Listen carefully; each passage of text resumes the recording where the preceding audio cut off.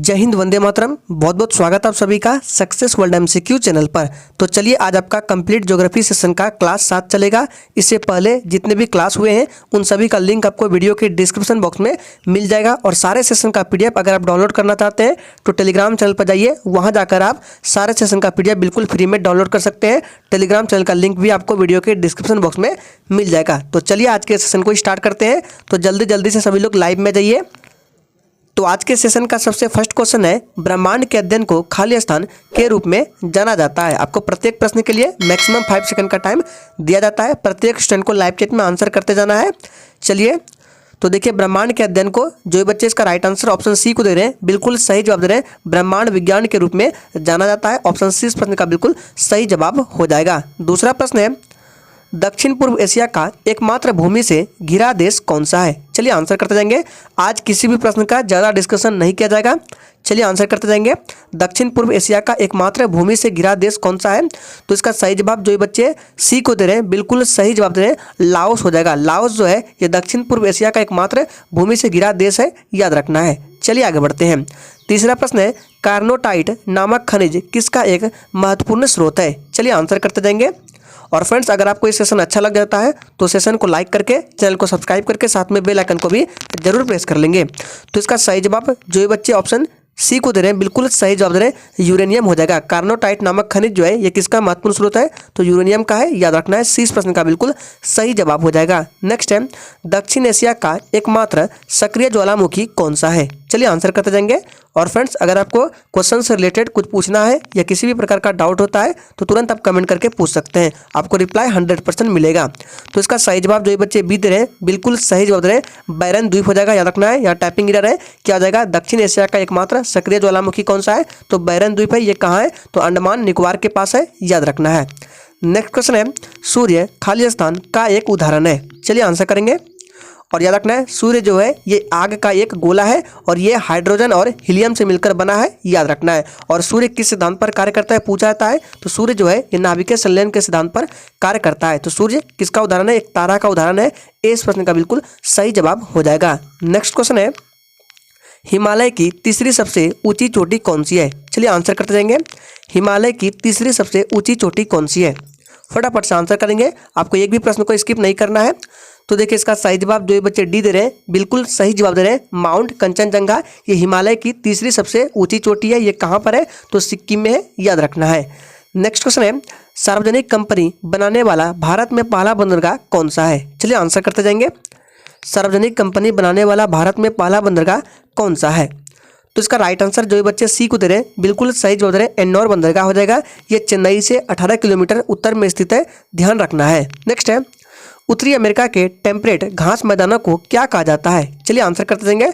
आपको सिंपली बताना है, उत्तरी अमेरिका के घास के मैदान को क्या कहा जाता है? तो ध्यान रखना है, इसका सही जवाब है ऑप्शन डी, प्रेरीज के नाम से जाना जाता है। डी इस प्रश्न का बिल्कुल सही जवाब हो जाएगा। चलिए आगे बढ़ते हैं। नेक्स्ट क्वेश्चन है, जोवियन ग्रहों को किन ग्रहों के रूप में दर्शाया जाता है? इंपॉर्टेंट प्रश्न है, चलिए आंसर करेंगे। प्रत्येक स्टूडेंट को आंसर करते जाना है, सही से सारे ऑप्शंस को पढ़िए।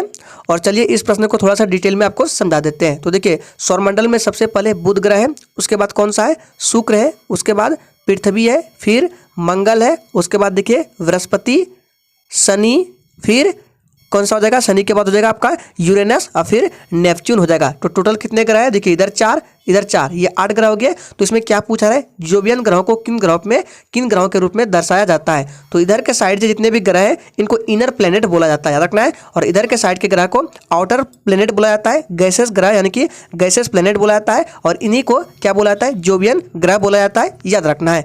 तो इसका सही जवाब क्या हो जाएगा? सही से ऑप्शन को देखिए।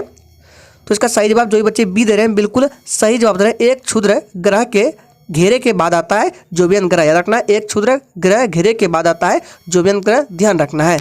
नेक्स्ट क्वेश्चन है, थार रेगिस्तान जिसे महान भारतीय रेगिस्तान भी कहा जाता है, खाली स्थान के पहाड़ियों के पश्चिमी सिरे पर स्थित है? चलिए आंसर करेंगे, आपको बताना है थार रेगिस्तान जो है ये किस पहाड़ियों के पश्चिमी सिरे पर स्थित है? इंपॉर्टेंट प्रश्न है। तो देखिए इसका राइट आंसर जो बच्चे सी दे रहे हैं बिल्कुल सही जवाब दे रहे हैं, अरावली हो जाएगा, याद रखना है। अगर आपसे पूछे कि अरावली की सबसे ऊंची चोटी का नाम क्या है तो गुरु शिखर, याद रखना है। पूछा जाता है कि अरावली श्रेणी की सबसे ऊंची चोटी का नाम क्या है? गुरु शिखर है, याद रखना है। और ये अरावली श्रेणी जो है राजस्थान में है, ध्यान रखना है। नेक्स्ट है, निम्नलिखित में से कौन सा हवाई अड्डा उड़ीसा में स्थित है? चलिए आंसर करते जाएंगे, सोच समझ कर आंसर करना है और सेशन के एंड में अपना अपना स्कोर जरूर देना है। तो देखिए कौन सा हवाई अड्डा उड़ीसा में स्थित है? इसका सही जवाब है बीजू पटनायक अंतर्राष्ट्रीय हवाई अड्डा, ये उड़ीसा में स्थित है, ध्यान रखना है। चलिए आगे बढ़ते हैं। नेक्स्ट है, हिमालय के समानांतर पर्वत श्रृंखला है, यानी कि आपको बताना है हिमालय के समानांतर कितने पर्वत श्रृंखला है? 3, 2, 5 या फिर डी 4? तो इसका सही जवाब ऑप्शन चला जाएगा किसके साथ? ए के साथ चला जाएगा। 3 समानांतर पर्वत श्रृंखला है, याद रखना है। नेक्स्ट क्वेश्चन है, महाद्वीपीय बहाव की परिकल्पना किसने की? चलिए आंसर करेंगे, महाद्वीपीय बहाव की परिकल्पना किसने की? चलिए आपका टाइम खत्म होता है। इसका राइट आंसर जो बच्चे ऑप्शन बी को दे रहे हैं बिल्कुल सही जवाब दे रहे हैं, अल्फ्रेड वेनेगर ने, ध्यान रखना है। नेक्स्ट क्वेश्चन है, दक्कन के पठार का विस्तार कितने भारतीय राज्य में है? चलिए आंसर करते जाएंगे, दक्कन के पठार का विस्तार कितने भारतीय राज्य में है? तो इसका सही जवाब क्या हो जाएगा? ऑप्शन चला जाएगा बी के साथ, टोटल 8 राज्यों में, ध्यान रखना है। नेक्स्ट क्वेश्चन है, सूर्य और चंद्रमा के बाद ब्रह्मांड में सबसे चमकीला खगोलीय पिंड कौन सा है? चलिए आंसर करते जाएंगे और याद रखना है सौरमंडल का पूछे कि सबसे बड़ा ग्रह कौन सा है? बृहस्पति सौरमंडल का सबसे बड़ा ग्रह है और बुध जो है सौरमंडल का सबसे छोटा ग्रह है। बुध सबसे नजदीक ग्रह है, सूर्य का रखना है, और शुक्र जो है ये पृथ्वी के सबसे नजदीक ग्रह है। शुक्र चमकीला ग्रह है। तो पूछा क्या जा रहा है, खगोलीय पिंड का कौन सा ग्रह ऐसा है सौरमंडल का ब्रह्मांड में सबसे चमकीला है? तो शुक्र हो जाएगा राइट आंसर, बी के साथ चला जाएगा, याद रखना है। और सबसे गर्म ग्रह भी शुक्र है। नेक्स्ट है, भारत का कौन सा भौगोलिक विभाजन सबसे पुराना है? चलिए आंसर करेंगे, भारत का कौन सा भौगोलिक विभाजन सबसे पुराना है? तो इसका सही जवाब ऑप्शन चला जाएगा सी के साथ, प्रायद्वीपीय, याद रखना है, सी बिल्कुल सही जवाब हो जाएगा। नेक्स्ट क्वेश्चन है, पृथ्वी की परत किस प्रकार की चट्टानों से बनी है? चलिए आंसर कर देंगे, पृथ्वी की परत किस प्रकार की चट्टानों से बनी हुई है? चलिए आंसर कर देंगे, जैसे आपका अर्थ का देखिए 3 भागों में अर्थ को बांटते हैं। तो ये आपका सबसे पहले नीचे साइड को बोलते हैं, क्या बोलते हैं? इसको कोर बोला जाता है। फिर दूसरे स्थान पर मेंटल आता है, फिर तीसरे पर क्रस्ट आता है। तो बोला जा रहा है कि पृथ्वी की परत किस प्रकार की चट्टानों से बना है? तो ऊपर का जो परत है ये आग्नेय चट्टान, रूपांतरित चट्टान, अवसादी चट्टान, तीनों से बना है। तो डी प्रश्न का बिल्कुल सही जवाब हो जाएगा, ध्यान रखना है। नेक्स्ट है, गंगा नदी में निम्नलिखित में से किस राज्य से होकर नहीं गुजरती है? यानी कि गंगा नदी जो है ये निम्नलिखित में से किस राज्य से होकर नहीं गुजरती है? यहाँ पे में नहीं होगा। तो देखिए गंगा नदी जो है ये आंध्र प्रदेश से होकर नहीं गुजरती है, डी प्रश्न का बिल्कुल सही जवाब हो जाएगा, ध्यान रखना है। चलिए आगे बढ़ते हैं। नेक्स्ट है, खाली स्थान उपस्थिति के कारण सूर्य और तारे चमकते हैं, यानी कि किसकी उपस्थिति के कारण सूर्य और तारे चमकते हैं? चलिए आंसर करेंगे, तो इसका राइट आंसर हो जाएगा प्लाज्मा, याद रखना है, प्लाज्मा की उपस्थिति के कारण सूर्य और तारे चमकते हैं। प्लाज्मा क्या है? ये पदार्थ की चौथी अवस्था है, ध्यान रखना है। नेक्स्ट है, उत्तरी मैदान में एक नम, दलदली और कीचड़दार क्षेत्र को क्या कहा जाता है? चलिए आंसर करते जाएंगे, उत्तरी मैदान में एक नम, दलदली और कीचड़दार क्षेत्र को क्या कहा जाता है? तो तराई बोला जाता है, रखना है, तराई बोला जाता है, सी बिल्कुल सही जवाब हो जाएगा। नेक्स्ट है, दुनिया में कितने प्रमुख समुद्र मौजूद है? देखिए यहाँ पे क्या पूछा रहा है, दुनिया में कितने प्रमुख समुद्र है? चलिए तो इसका सही जवाब है 11, याद रखना है, 20 प्रश्न का बिल्कुल सही जवाब हो जाएगा 11, ध्यान रखना है। नेक्स्ट है, अमरकंटक पठार से किस नदी की उत्पत्ति होती है? यह प्रश्न आपके एग्जाम के लिए मोस्ट इंपॉर्टेंट है, ये प्रश्न कई बार एग्जाम में पूछा गया है। तो अमरकंटक पठार से किस नदी की उत्पत्ति होती है? इसका सही जवाब है नर्मदा नदी, याद रखना है, ऑप्शन ए इस प्रश्न का बिल्कुल सही जवाब हो जाएगा, ध्यान रखना है। नेक्स्ट है, निम्न में से कौन सा ग्रह सौरमंडल का सबसे तेज घूमने वाला ग्रह है? चलिए आंसर करते जाएंगे, निम्न में से कौन सा ग्रह सौरमंडल का सबसे तेज घूमने वाला ग्रह है? तो इसका राइट आंसर है ऑप्शन डी हो जाएगा, बृहस्पति जो है ये सबसे तेज घूमने वाला ग्रह है और ये सौरमंडल का सबसे बड़ा ग्रह भी है। बुध जो है सौरमंडल का सबसे छोटा ग्रह है। शुक्र सबसे गर्म ग्रह है और याद रखना इंपॉर्टेंट है। नेक्स्ट है, निम्नलिखित में से कौन सी नदी ब्रह्मपुत्र की सहायक नदी है? चलिए आंसर करते जाएंगे, इन 4 ऑप्शन में से बताना है कौन सी नदी है जो ब्रह्मपुत्र की सहायक नदी है। तो इसका सही जवाब जो बच्चे लाइव चैट में डी दे रहे हैं बिल्कुल सही जवाब दे रहे हैं, मानस नदी हो जाएगा, ये ब्रह्मपुत्र की सहायक नदी है।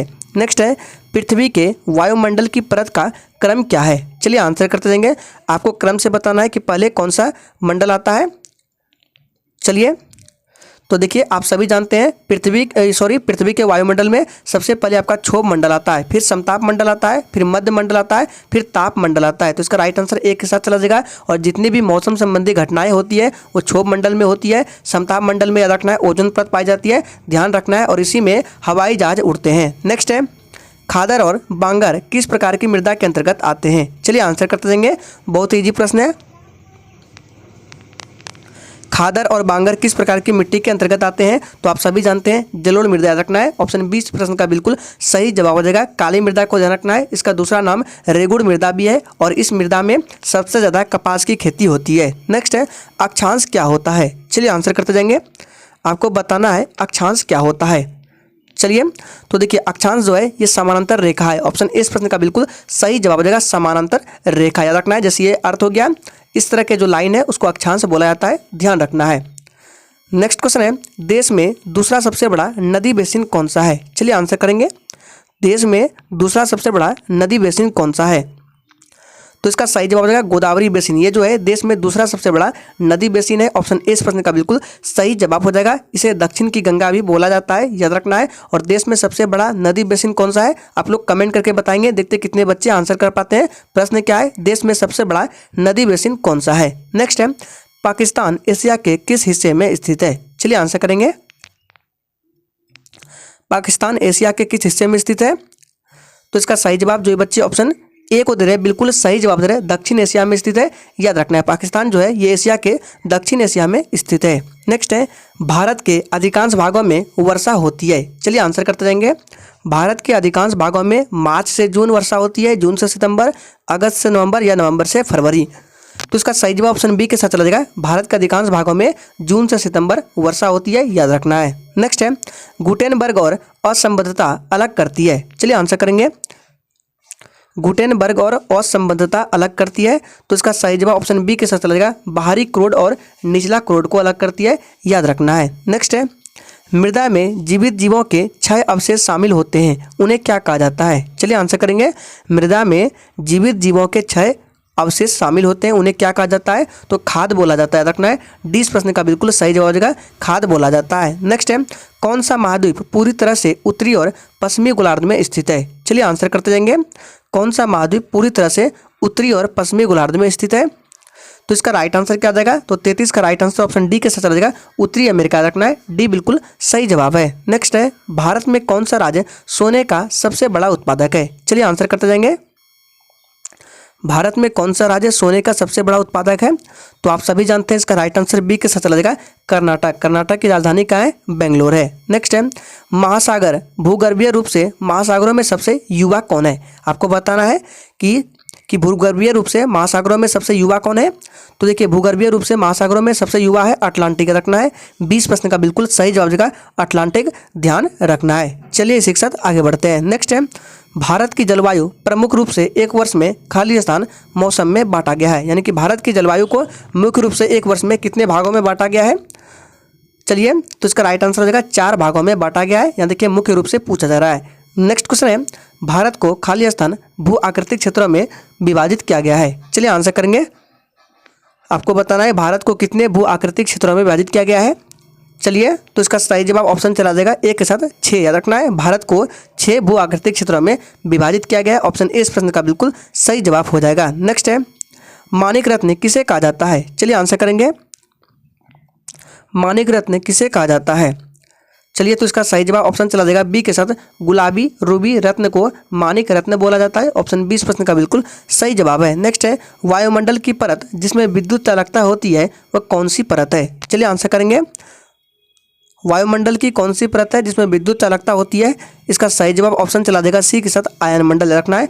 आयन मंडल में होती है, ध्यान रखना है। नेक्स्ट है भारत का सबसे बड़ा बॉक्साइट उत्पादक राज्य कौन है? चलिए आंसर करते जाएंगे, भारत का सबसे बड़ा बॉक्साइट उत्पादक राज्य कौन सा है? तो इसका सही जवाब है ऑप्शन ए उड़ीसा है, रखना है। ऑप्शन ए बिल्कुल सही जवाब हो जाएगा। नेक्स्ट है हिमालय की पीर पंजाल पर्वत श्रेणी माला किस भाग में है? चलिए आंसर करेंगे, यानी कि आपको बताना है कि हिमालय की जो पीर पंजाल पर्वतमाला है ये किस भाग का हिस्सा है? तो इसका सही जवाब ऑप्शन डी के साथ चलेगा, निम्न हिमालय का, याद रखना है, डी बिल्कुल सही जवाब हो जाएगा। नेक्स्ट है, स्वतंत्र भारत कमीशन किया गया पूर्वी तट का पहला बंदरगाह कौन सा था? चलिए आंसर करेंगे। स्वतंत्र भारत कमीशन किया गया पूर्वी तट का पहला बंदरगाह कौन सा था? तो इसका सही जवाब है डी, पारादीप बंदरगाह, याद रखना है। नेक्स्ट क्वेश्चन है, निम्नलिखित में से कौन सी पर्वत श्रृंखला यूरोप और एशिया को अलग करती है? चलिए आंसर करेंगे, इंपॉर्टेंट प्रश्न है। निम्नलिखित में से कौन सी पर्वत श्रृंखला यूरोप और एशिया को अलग करती है? इसका सही जवाब है यूराल पर्वत श्रृंखला, याद रखना है। यूराल पर्वत श्रृंखला जो है ये एशिया और यूरोप को अलग करती है, ध्यान रखना है। नेक्स्ट है, निम्न में से कौन कच्चे तेल का उत्पादन करता है? चलिए आंसर करते जाएंगे। निम्न में से कौन कच्चे तेल का उत्पादन करता है? इसका सही जवाब हो जाएगा ऑप्शन डी, बॉम्बे हाई और पश्चिम बंगाल, याद रखना है, डी बिल्कुल सही जवाब है। नेक्स्ट है, नेपाल हिमालय किसके बीच स्थित है? चलिए आंसर करते जाएंगे और इस प्रश्न को ध्यान रखना है, ये प्रश्न आपके एग्जाम के लिए इंपॉर्टेंट है। तो नेपाल हिमालय किसके बीच स्थित है? तो कली और तीस्ता के बीच, याद रखना है, सी बिल्कुल सही जवाब हो जाएगा। नेक्स्ट है, निम्न में से कौन सा हवाई अड्डा तेलंगाना में स्थित है? चलिए आंसर करेंगे। निम्न में से कौन सा हवाई अड्डा तेलंगाना में स्थित है?